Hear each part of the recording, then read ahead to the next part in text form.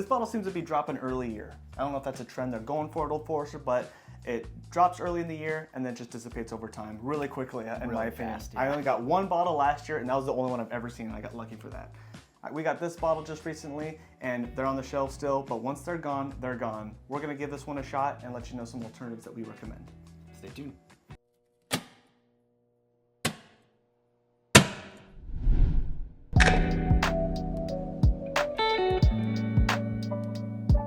First things first, there is no way, at least that we can tell yet, I should have brought the batch one that we have to differentiate what batch is which. There's no real way to prove it yet, unless like you go to like the etch numbers right there probably, but The bottle code, yeah. I don't have mine to compare and contrast. Yeah, no labeling, no batch 1, no batch Nope, 2, nothing. nothing on the label. They're both identical, so. It's the same stuff, Thing, though, right? yeah, It's like, it's not really gonna be too different, I don't think, but we'll see. Right. You've been letting it sit for a little bit here, but yeah, 1924. Like I said, it drops very early year, and there's kind of, at least last year, I saw one early on. I was like, okay, we might be able to get another one. But no, that was the only one I've ever seen. I got lucky. It was out of Total Wine. Yeah, which they're around Total Wine right now for us. But Yes. pretty cool stuff. Really seen this, I think, because of the buyout of early times, which is a whole different story. But 1924, 10 years old. It's Reject King of Kentucky juice. So Yeah. that's really cool. And honestly, if it's going to be like a yearly release, I'm happy with that. Once a year, you know, if it's readily available enough to where I can get it if I want it. Yeah. And it's to the point, too, where it's like once we get to the point where early times, it's Sazerac juice in there. This is all we're going to have other than King of Kentucky. Right. You know what I'm saying? So if we're going to get King of Kentucky juice dropping around here and we don't have early times anymore that's classic Old Forester, then this is kind of like our best shot other than this guy. Yeah. I mean, it's Baby King. Yeah. It's the Prince of Kentucky. All right, I'm gonna sniff it. Been letting it sit for a minute. Wow. Toasted marshmallows. Classic. 10 years old and heat cycled warehouses, so this is probably going to emulate a higher aged product than 10 years. Cut down to 100 proof, but man, you get 8 like Fresh pop, so if we say it's bad, it could be the neck pour theory. yeah, classic breadiness. No, it's just, it's good old Forester juice. It's kind of hard to differentiate.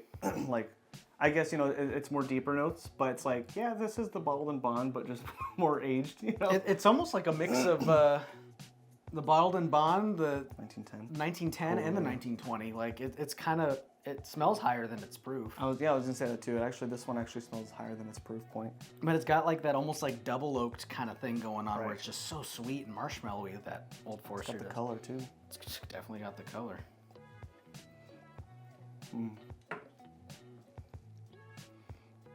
Now, I did get the neck pour, right? You did. It's not bad. No.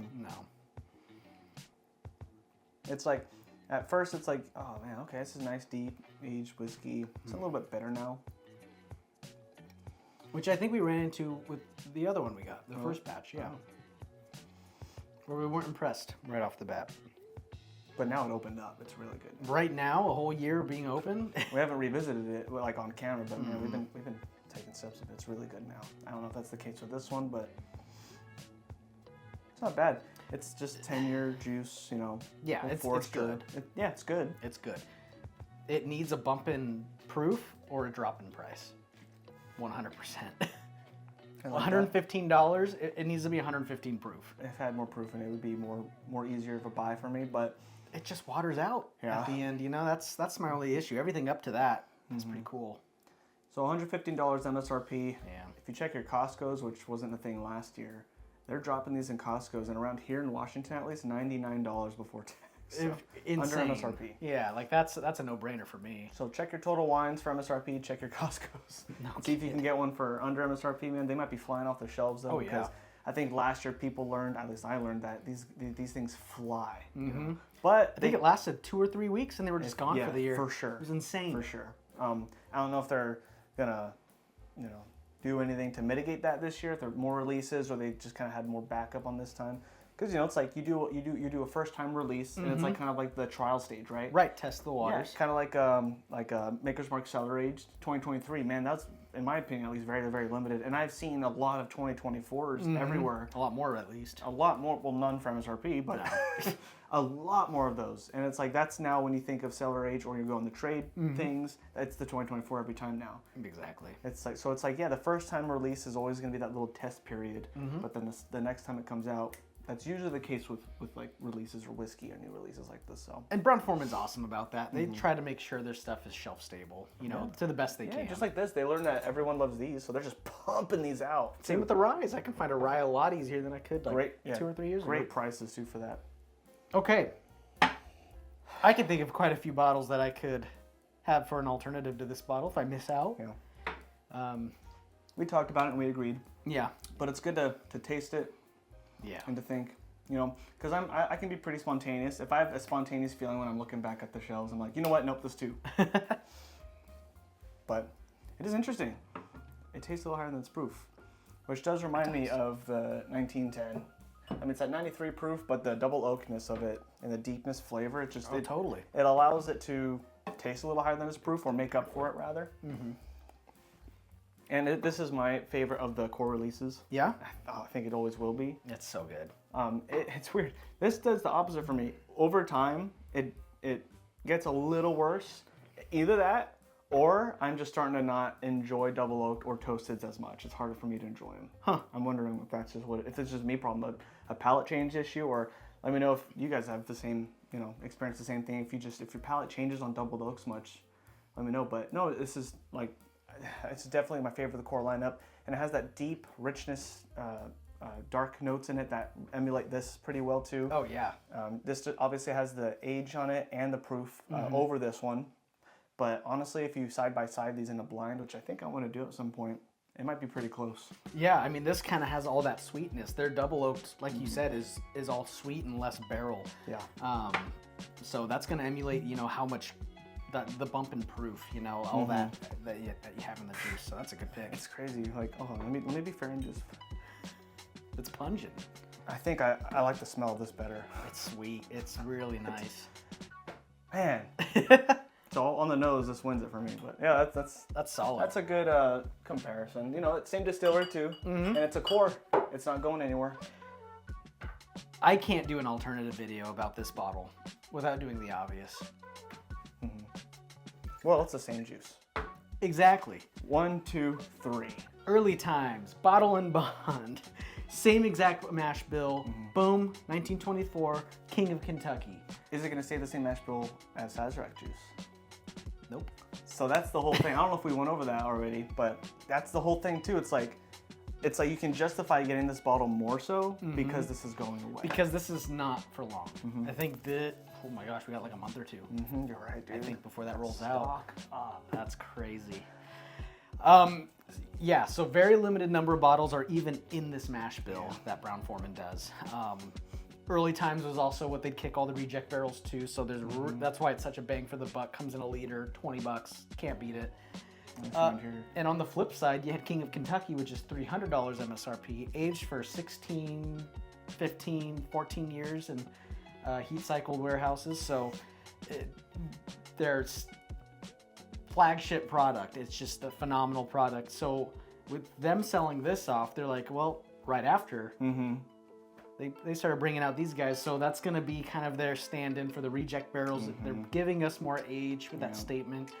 Same proof, but man, it's pretty cool. Fun experiment it would be is if we took like a whole bottle of this and like just threw it in a barrel and aged it ourselves for an additional 6 years, because 4 years bottled and bond, right? For sure, at least. Yeah, make it a 10-year. Yeah. See how it compares. Yeah. That'd be funny. Come back to it like 6 years later. They're all rejects. These guys? Yeah, if we're still around. But no, like that'd be cool. A little fun experiment to do, or just age it for another couple years and see what the difference is. Because I believe now, if we were to blind this, it'd be close even now. Honestly, I mean, this is just a phenomenal. It's such an automatic, you know. It's just so dang good. Well, yeah, I mean that's an obvious one. So we're talking that juice, Cooper's Craft, Brown-Forman, right? 100 proof, just like this guy. Speculative, is it? Is this the same juice as King of Kentucky type thing? I've heard something about that, but I'm not sure. I'm not going to tell you it is until... I'm pretty sure it has that juice in it, but they blend it. Okay. So it's blend with another mash bill or two to make Cooper's Craft. Okay, got you. Because it is pretty different, you know, drinking it. Quite different. This is definitely a hit or miss bottle for a lot of people. Oh, yeah. I've learned, and I have learned again. Correct me if I'm wrong. This is going to turn into a distillery release only type thing. Here it's not around for much longer. At least it's not around here for much longer in Washington, Oregon area. That if these are just rumors I'm hearing, I don't have any proof to anything I'm yapping about right now. But no, this is good. You know, it's got that it's got the heavy oak on this for sure. Oh, just yeah. 100 proof. Very oaky and it has a very pungent taste to it. It is cheaper, running at late 20s, early 30s. 30, yeah, 35, I think. Early. I'm stuck in the early times. Early now. 30. But I think this is a good alternative. You know, it's kind of got that similar. It's Brown Foreman. You can definitely tell in the palate. But yeah, deep oaky notes, and it tastes. It could, you know, depending on how you're feeling, how your palate is that night. It could either be good or bad. Not a total for sure hit. It's a hit or miss. I've heard from many people, but I enjoy it. It definitely needed to open up for me. I hated it at first. Okay. What else you got? All right. Next alternative for me, I'm going to say Ben Holladay, their Bottled and Bond Bourbon. I think it's a solid pick. It's going to be, you know, off that profile a little bit. Doesn't use the same juice, but it still has like those sweets that I think are really good in the Brown Foreman stuff. It's a 6-year product, but it's shelf stable. It's everywhere, and it's a solid Bottled and Bond, and I probably drink this a lot more, even if they were the same price. Right. Okay. You know, it's just a fantastic bottle. I think they do a great job over there. It's got that nice sweets, but I feel like it's got a little more than just the sweets. You get a little bit more of that rice spice in there, so it's going to be a little bit more complex, which I think is fun, and it's everywhere and everywhere always, not going nowhere. Exactly, yeah. I think it does a great job holding its own, and you still get that 100 proof. Solid pick, I think. I think it's very fair to have all these different alternatives with this bottle specifically, because it's like really there's nothing spectacularly different about this than shelf stable products. That's another reason we're combining this video from a tasting into an alternative video, because these are as good, if not better, bottles that we're talking about here. So another alternative that I think of right off the bat. So lately I've not been a big fan of these. I've been trying to kill my bottle because I think I just got a bad batch. But when I think 1924 Bottled and Bond, or not, it's not Bottled and Bond, sorry. When I think 1924, it's 100 proof, it's 10 years, I automatically kind of think of Henry McKenna too, because there was a time where this was kind of like this, you know, hard to find, allocated, you know, overpriced, secondary at some point, but now it's back down at least here to $49.99 on the shelves, and people are just walking by it. If you want to have a 10-year product and it's Bottled and Bond, you know, this is a great one to go to if you just don't want to spend the money on this one. Yeah, absolutely. Guaranteed 10-year Bottled and Bond. A different distillery, obviously. This is Heaven Hill. But yeah, there's a time where this was just going crazy at one point. This was just nuts all over the place. But yeah, if you're looking for a 10-year product that, you know, is a good go-to, and it's a single barrel too, that's the thing. So they're gonna vary a little bit. Some people get wet cardboard on these. This one I get like a nice sweetness with like some peppercorn on it. So it's kind of cool. Yeah. So far I haven't owned a bad one. I think mine's bad. Yeah. That's just kind of what it reminded me of. With the whole, this is hard to find, there's secondary, there's hype on it right now. I think it might turn into a thing eventually where these are just going to kind of be sitting around, like how those are. Yeah. It will almost turn into the core 4, but the 5th one, you know? I kind of think I'm speculating. I have no reason to believe so. It's just kind of how I think it's going to go based on the past experiences with whiskey and bottles. But I feel like it'll be more shelf stable. You know, maybe like they'll get a few bottles every few months, you know? Like it's like when enough people try it and they realize, okay, this isn't phenomenal. It's not, why am I paying this much for it? And why, you know? I mean, even going back to it right now, like while you were talking, while you were yapping, I'm kind of getting like barrel astringent tastes. You know, like it's kind of like on the mid to back palate. Yeah.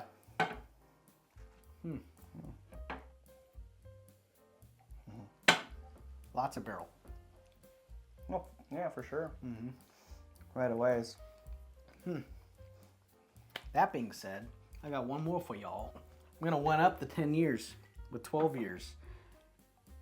I can't express this enough. I think we talk about it a lot. Jim Beam is definitely not our profile. But something that Knob Creek does, the whole lineup is just really good. I revisited the 9-year last night too. Just It's killer. it's I mean, nice. the 9-year could easily be in this spot. I don't know. Pretend this is a 9-year first, and then like anything 9 to 12-year. Honestly, so much value. It's not the classic Jim Beam where it's just super nutty and salty and all that good stuff. You know, you get a little bit of it, but I get a lot more sweets on this one. Quite like the perfect amount of age. I think any higher, like 15 up, is just too much for this. Out of all the Nub Creeks, the 12 is my favorite. It's solid, Unless and you're- it's you're- shelf stable Yeah. now. Yeah, dude. Unless you're picking like single barrels up with 120 proof, but that's a whole other thing. But man, this guy Half the price, by the way. MSRP. lower than that because I saw it on the shelves for $48. That's dude. crazy.